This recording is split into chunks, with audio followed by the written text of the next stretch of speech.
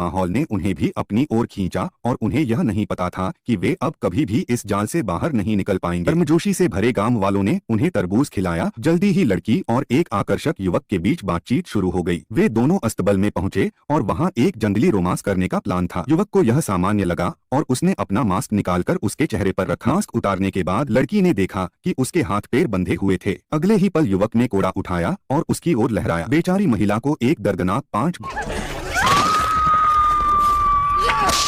घोड़ों से खींचकर मौत के घाट उतार दिया गया और उस रात उन्होंने इस रोस्टेड मीट का आनंद लिया, बिना यह जाने कि मीट पर टैटू बना हुआ है। उनके सोने से पहले गांव प्रमुख की पत्नी ने 2 सुंदरियों के साथ एक शो किया, जिसमें चश्मा पहने हुए एक लड़का भी शामिल था।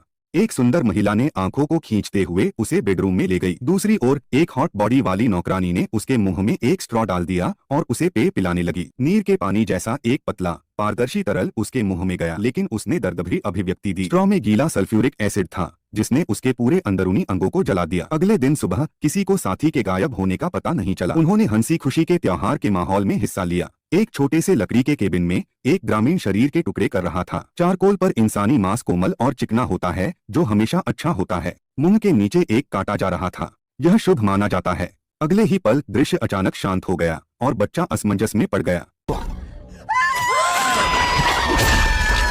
बच्चे को इस तरह से कुचलकर मांस का गूदा बना दिया गया। उसके साथी ने यह देखा और तुरंत भागने की कोशिश की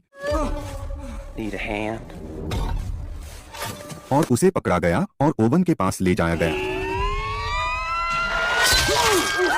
उसे इस तरह से एक लंबी कांटेदार छड़ी से भेद दिया गया कि वह स्वादिष्ट भुना हुआ मांस बन गया। बार के अंदर लोगों को अपने साथी की गुमशुदगी का पता चला और उन्हें लगा कि उन्हें अब यहाँ नहीं रुकना चाहिए, लेकिन उन्हें गांव के प्रधान और लोगों के समूह ने रोक लिया। उन्होंने धमकी दी कि अगर वे यहाँ से चले जाते हैं तो यह उनकी गर्मजोशी का अपमान होगा, इसलिए उन्हें प्रधान की बात माननी पड़ी। जब वे बार से बाहर निकले, हवा अचानक बदल गई और सब कुछ अजीब लगने लगा। पास के लोग उन्हें शिकार की तरह घूर रहे थे। लकड़ी की दुकान का मालिक ऐसे लग रहा था मानो उनके लिए पहले से ही ताबूत तैयार कर रखा हो। यह जगह कोई खुशहाल पार्क नहीं थी, बल्कि वह उसे अपनी प्रेमिका समझकर उसके पीछे भागा, जो ताबूत में छिपी हुई थी।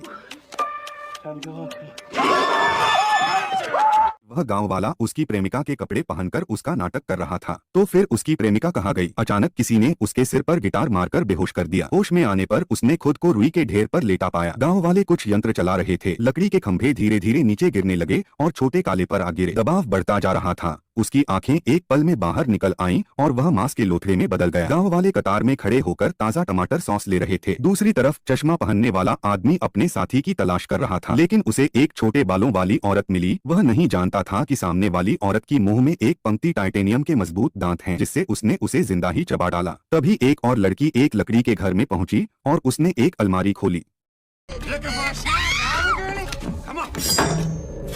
उसी समय उसका साथी ढूंढ रहा माइक भी एक लकड़ी के घर के पास पहुंचा, जहां उसकी साथी उसे खिड़की से देख रही थी। लेकिन जब वह पास गया तो उसकी साथी फिर से खिड़की के पीछे छिप गई। माइक घर के अंदर गया, लेकिन उसने ध्यान नहीं दिया कि उसके पीछे खून से लथपथ एक लाश लटकी हुई थी। माइक को गांव वालों ने बाहर भेज दिया और वह मोटरसाइकिल चलाने की तैयारी करने लगा, लेकिन चाबी एक गाँव वाले के पास थी। माइक ने चाबी छीनने की कोशिश की, लेकिन उसे गुलेल से बेहोश कर दिया गया। होश में आने पर वह पूरी तरह बंधा हुआ था। गाँव वाले उनके सामने खाना दिखा रहे थे, जो इंसानी मांस से बना हुआ था।